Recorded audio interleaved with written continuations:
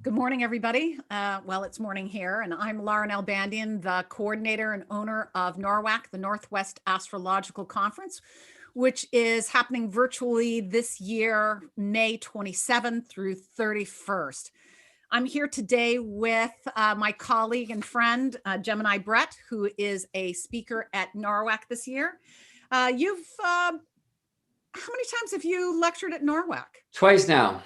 Okay, so this will be your third. Great, exciting. Yeah, it's very exciting. And folks can go to norwac.net to find more information about the conference. The schedule is up. You can find out who's speaking. When you go to the schedule, you can click on the schedule. There's drop-down boxes with the lectures and the speakers' bios there as well. So let me tell you a little bit about Gemini Brett, and that is he is a shamanic storyteller, inspiring educator best known for his devotion to reconnecting astrologers with the sacred astronomy of the living sky.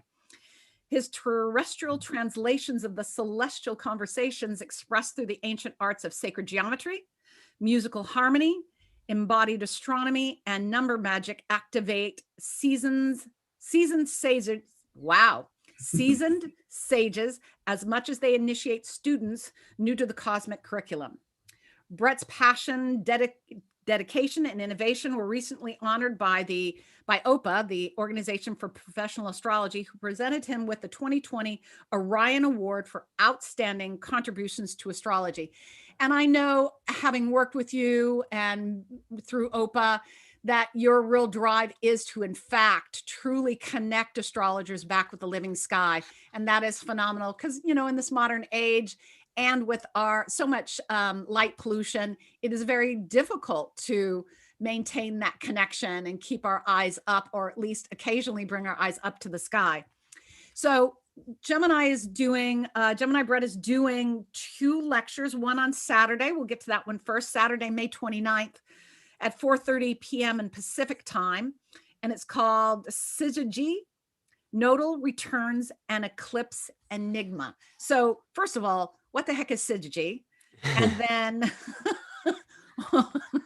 it would be the best Scrabble word ever if there were enough Y's. Syzygy means an alignment of 3 things, and astronomically it's usually reserved to describe the new moon and full moon phenomena, the alignment of the moon, earth, and the sun, and especially in times of eclipses. And actually, it was my first invitation to speak at NORWAC some years ago, where I spoke about eclipse phenomena and eclipse cycles. And I'm bringing it back in a very different way, but because I noticed that this was NORWAC 37, right? So 37 years from the first, and 37 is a nodal return. And the nodes, which are so important to so many different paradigms of astrology, new and old, are also this kind of great enigma, because they're these, points in the sky where, from Earth's point of view, the paths of the sun and the moon cross, and therefore that's where eclipses happen. But I haven't found a kind of common agreement between astrologers around how long does a nodal return last. And this is a nodal return for NORWAC because the nodes transit the zodiac in about 18 and a half years. So 37 is twice that period. So I saw that and I got really excited to know that last year, actually, where I spoke at NORWAC, it was the return of the eclipse families that were around during NORWAC 1. And now we're at the nodal return for NORWAC, and then next year will be what's called the metonic return. So I'm going to tune folks into these really important cycles of sun, moon, and earth, this idea of syzygy and some of the great number magic that's involved there, but then also show why I feel the nodal return period is basically bookended by these other sun, moon, earth events, which are eclipse family returns, and then what's called the metonic return. So come to the talk and let you know what all that weirdness means, and very beautiful diagrams and things that you can go home with and use practically, like right away. That's the point. How can they use it? And of course, if anyone has ever seen or experienced one of your lectures, they know that the materials you put forward, the PowerPoints, the visuals are stunning. So, and I know you put a great deal of time into those, and they are well worth your time, certainly from the observer's point of view.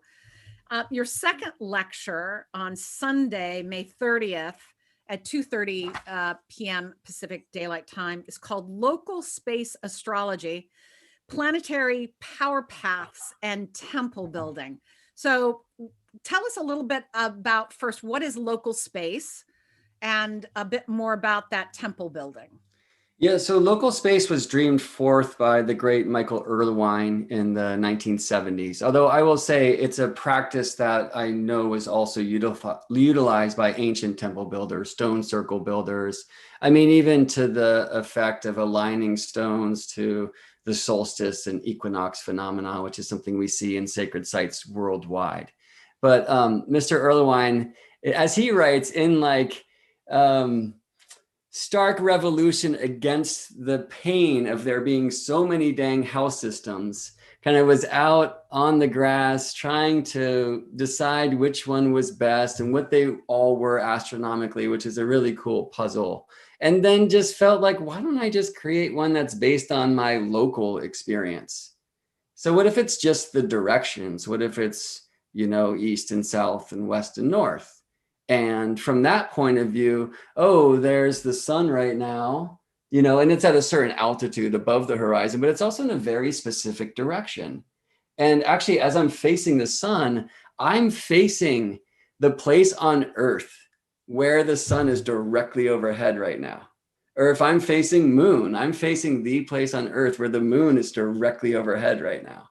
So a very cool thing is, like on my own horizon here, I have a hill that marks Maui for me, right? And so on one very local level, it comes all the way through a school that's down the valley here, and then through a bird bath that we have outside, and then to this sticker I have on my window, because Maui's really special for me, and that's where my partner and I met. And it's many magical things for me. So I know where Maui is, so I can kind of tune into that energy. So Mr.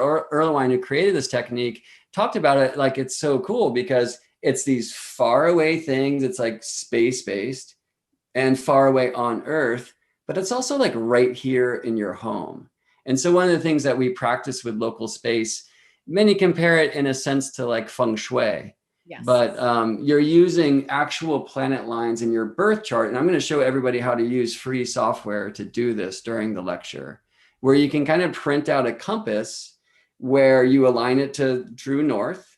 And it shows you where, from wherever you sit, the planets were in the moment of your birth, or any other special moment, maybe the moment you moved into your home, or a wedding moment, or whatever you choose, right? And then you can honor those planetary alignments in your home. And so an example would be if you have a tricky time sleeping at night, maybe we really want to emphasize the moon line or the dreamy Neptune line by building water altars there or something like this, right? So obviously I can't cover the whole thing. I taught for Kepler College last year, a long local space course, and I will later this year as well, it seems. But to just lay out the theory and then also show some of the crazy, not local, but global phenomena that I found in my research of local space, which is just mind-blowing. Can I show you one, Laura? Sure, absolutely.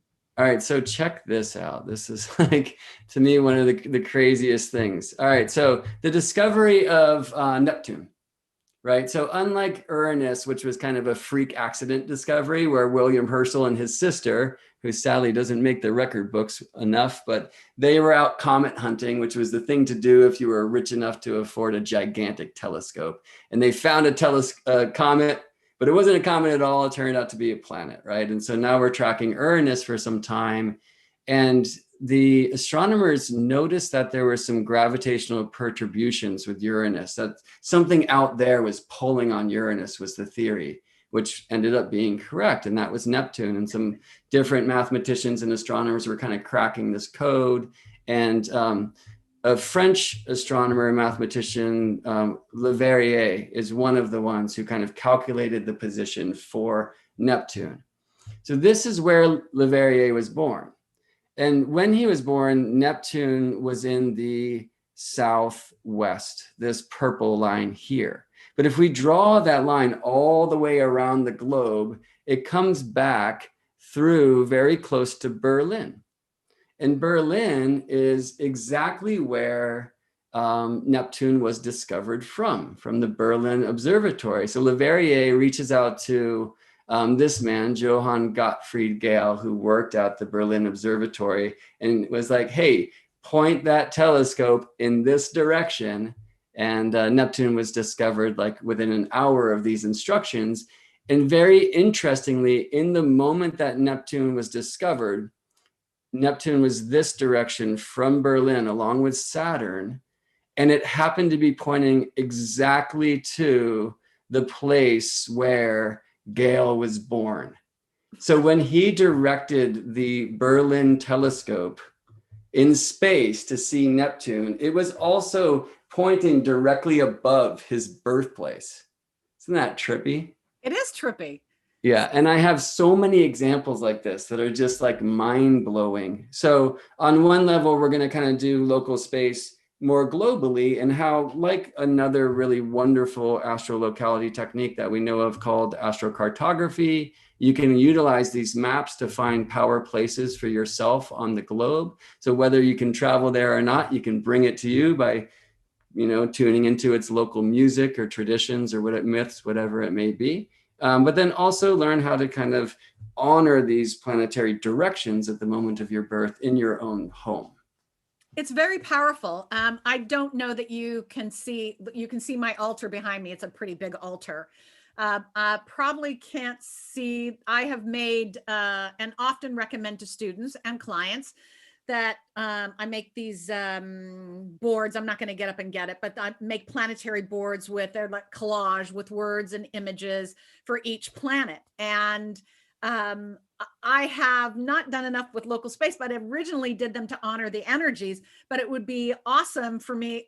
I need to listen to your lecture. And my brother has done local space, and I have tried it, and then I forget what I'm doing with it, and then go back. But you know, you can, just like you said, you can make a water altar to Neptune. You can do these different ways of pulling, honoring the directions of the energies, and amplifying their energy by putting objects that relate to those planets and those energies. Or like I did, a collage board. They're small, they're about that big, that are made to the planets. So I think this is fascinating, and it's something we can see in real time, in our real home, the energies moving. I think it's incredible. So thank you so much for doing that. And again, for those who want to get more information about NORWAC overall, go to norwac.net and you'll find the schedule. And to remind you that his lecture for the local space, which is going to be very exciting, is Sunday, May 30th. And his syzygy on the nodal return and the eclipse enigma will be on Saturday, the 29th. So make sure you guys check that out. And I thank you so much for taking the time today to share these lectures with us and what you'll be up to coming for NORWAC in May. It's my absolute treat, Laura. I'm very excited to be back. NORWAC was my first astrology conference after I started studying our craft. And it was such a blessing to be around other star students like myself. And, you know, you gave me an opportunity to first speak at a professional astrology venue, which was Washington State Astrologers Association at some point. And I did a workshop, and I actually taught local space, but I hadn't heard about local space yet. So it was this thing that I thought I had invented, right? And then later it came into, oh, well, there's all these softwares we can use. We don't have to like create this from the ground up, which is a pretty funny thing. So I, you know, just want to extend the truth that my heart will shine to have been invited again and to be with colleagues and dear friends and new faces. And it's difficult that once again, this will be a virtual thing. But one piece of good news around that is, Laura, I hear you say you'd like to come to the lecture, and we know you will be too busy at NORWAC to attend the lectures. But anybody who comes and you can't go to all lectures at once, I believe it's going to be set up like last year where people still can access the recordings of all the lectures for a while after, right? Absolutely. So a minimum of 2 weeks, and we'll look at extending that. And here's the good news for people on the planet who at 4:30 p.m. Pacific time and 2:30 p.m. Pacific time is the middle of the night for them. They can sign up for the conference, catch up in real time with what matches up with their time zone, and then after the conference have all that time to explore as many videos as you can consume and peruse. So that's all good news for that. So thank you again. Many blessings and a lot of gratitude to you. So we will see you soon and talk soon.